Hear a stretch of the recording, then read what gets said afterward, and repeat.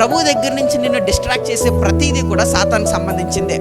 ప్రభువు దగ్గర నుంచి నిన్ను డిస్ట్రాక్ట్ చేసే మతమైనా, ప్రభువు నుంచి నేను డిస్ట్రాక్ట్ చేసే కులమైనా, ప్రభువు నుంచి నేను డిస్ట్రాక్ట్ చేసే డాక్టరేన్ అయినా, ప్రభువు నుంచి నేను డిస్ట్రాక్ట్ చేసే డినామినేషన్ అయినా, అది నిన్ను నరకానికి ఇడ్చుకెళ్ళిపోతుంది. అది సాతాన్ దగ్గర నుంచి వచ్చింది తప్ప, అది మనుషుల యొక్క కల్పితాలు తప్ప దేవుడి దగ్గర నుంచి వచ్చినవి కాదు.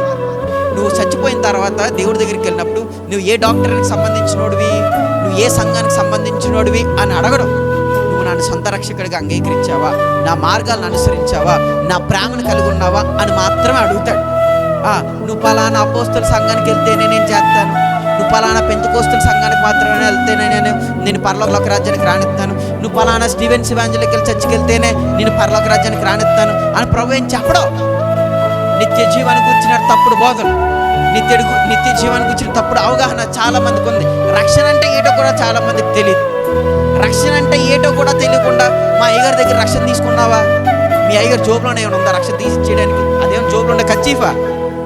మా అయ్యగారు జోబులో నుంచి రక్షణ తీసి ఇస్తారండి. ఎవరా బాబు చెప్పండి, అయ్యగారి దగ్గర ఎక్కడ ఉందో రక్షణ? అయ్యగారు కూడా ప్రభు దగ్గర నుంచే పొందుకోవాలి రక్షణ. రక్షణ అంటే మీనింగ్ కూడా తెలియకుండా బాప్తిసం తీసుకుంటే రక్షణ అనుకుంటారు చాలామంది. రక్షణ అంటే కాపాడబడ్డం, రానున్న ఆ యొక్క శ్రమల నుంచి, రాబోతున్న నిత్య నరకాగ్ని నుంచి తప్పించబడడం, దాన్నే రక్షణ అంటారు.